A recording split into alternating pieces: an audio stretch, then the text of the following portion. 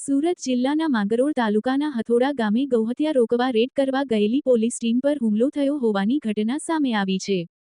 ગઈકાલે રાતના સમયે બાતમીદાર થાકી પોલીસને બાતમી મળી હતી કે હથોડા ગામે ગૌ હત્યા કરવામાં આવી રહી છે, જેને આધારે પોલીસની ટીમે બાતમીદારને સાથે રાખીને બાતમીવાળી જગ્યા પર પહોંચી હતી અને તપાસ કરી રહી હતી। દરમિયાન બાઇક પર 6 જેટલા ઈસમો આવ્યા હતા અને પોલીસ સાથે માથાકૂટ કરી હતી અને ત્યારબાદ ગામમાં જાણ કરતા ગામમાંથી આશરે 50 લોકોનું ટોળું ધસી આવ્યું હતું અને પોલીસ પર અને બાતમીદાર પર હુમલો કરી દીધો હતો।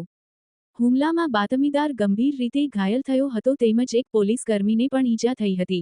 ઘટનાને લઈ સવારમાં ઉચ્ચ અધિકારીઓ સહિતનો પોલીસ કાફલો ઘટના સ્થળે પહોંચ્યો હતો અને આશરે 21 જેટલા શકમંદોને રાઉન્ડ અપ કરી લેવામાં આવ્યા હતા। હુમલામાં ઈજાગ્રસ્ત બાતમીદારને સારવાર માટે સુરત સિવિલ હોસ્પિટલ ખાતે ખસેડવામાં આવ્યો હતો। પોલીસ તમામ રાઉન્ડ અપ કરાયેલા શકમંદોની હાલ પૂછપરછ કરી રહી છે ને હજુ આ ગુનામાં કેટલા લોકોની સંડોવણી છે તેની તપાસ કરી રહી છે। Jagdish Satiya, news 14 king. ગઈકાલે રાત્રે 1:30 થી 2 વાગ્યાના ગાળામાં કોસંબા પોલીસ સ્ટેશનનું જે હથોડા ગામ છે તે હથોડા ગામ ખાતે ખેતરની અંદર ગૌ હત્યાને લગતી ઘટના બની રહી છે એ પ્રકારની માહિતી અમારા પોલીસ ઇન્સ્પેક્ટરને મળેલી। આ દરમિયાન જે બાતમીદાર છે એના કહેવા મુજબ જે ખેતરની અંદર અવાવરૂ જગ્યા છે એ પોતે બતાવી શકે એમ છે, એટલે સરકારી ગાડી જે છે અમારી એની સાથે 4 પોલીસમેન અને અન્ય સ્ટાફની સાથે એ લોકો ત્યાં ગયેલા અને રાતમાં જ્યારે બેટરી ટોર્ચથી જગ્યા સર્ચ કરતા હતા એ દરમિયાન અચાનક 2 બાઇક ચાલકો આવી ગયેલા, એમાં 6 જેટલા ઈસમો હતા અને ત્યારબાદ પોલીસ સાથે બોલચાલ થયેલી અને ત્યારબાદ એમને ફોન કરી અન્ય લોકોને બોલાવેલા। આશરે 50 લોકોનું ટોળું ત્યાં ધસી આવેલું અને પોલીસ સાથે અને અમારા જે બાતમીદાર હતા એની સાથે એ લોકોએ એસોલ્ટ કરેલો અને એસોલ્ટની અંદર એમને લાકડી, પાઇપ અને અન્ય ઘાતક હથિયારોનો ઉપયોગ કરેલો। જે બાતમીદાર હતા એમને માથામાં અને પગમાં અને અન્ય જગ્યાએ ઇન્જરી થયેલી છે, એ પણ હાલ સારવાર હેઠળ છે અને જે પોલીસમેન છે અમારા એમને પણ હાથ ઉપર ઇન્જરી થયેલી છે, એ પણ સારવાર હેઠળ છે।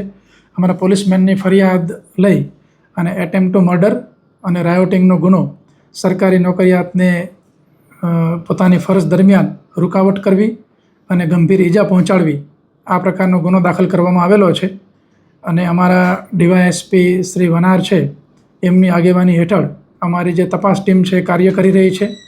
આરોપીઓને પકડવામાં આવેલા છે। દરેક આરોપીઓનો આ ગુનાહિત કૃત્યની અંદર શું રોલ હતો એ પ્રકારના પુરાવા મેળવી એમને આઈડેન્ટિફાઈ કરવામાં આવી રહ્યા છે અને આ બાબતમાં સખત પગલાં લઈ અને આરોપીઓ જે છે એમને નામદાર કોર્ટમાં રજૂ કરવામાં આવશે। સર, કુલ કેટલા માણસો હતા રેડમાં? જ્યારે ચેક કરવા ગયા ત્યારે 4 પોલીસમેન અને 2 જીઆરડી, ટોટલ 6નો સ્ટાફ હતો અને જે એક બાતમીદાર માણસ છે એ એક, 7 લોકો જગ્યા ચેક કરવા માટે ગયેલા। સર, કેટલા લોકોને અટકાયત કરી છે અત્યાર સુધી? હા, એમાં આશરે 22 લોકોને અમે લાવ્યા છીએ અને દરેકનો રોલ જે છે, ફરિયાદ તો દાખલ થઈ ગયેલી છે અને ફરિયાદમાં જે નામ છે નામ મુજબના ગામમાંથી લોકોને પકડીને લાવ્યા છીએ અને એનો શું રોલ છે ડિટેલ ઇન્ટ્રોગેશન હાલમાં ચાલુ છે। અમારા ઇન્વેસ્ટિગેટિંગ ઓફિસર અમારા ડીવાયએસપીના સુપરવિઝન હેઠળ વિગતવાર તપાસ થઈ રહી છે અને જે આરોપીનો જે રોલ હશે એ છે અને એમના જે હથિયારો હશે એ કબજે કરવાની કાર્યવાહી વિગતવાર કરવામાં આવશે। સ્થળ પરથી કઈ કબજે લેવો છે? રાત્રે જે ઘટના બની ત્યારે જે એસોલ્ટ થયો એટલે ટોપ પ્રાયોરિટી એ હતી કે આરોપીઓ જે છે એને આઈડેન્ટિફાઈ કરવામાં આવે અને જેને ઇન્જરી થઈ છે એને પ્રાથમિક સારવાર મળી જાય।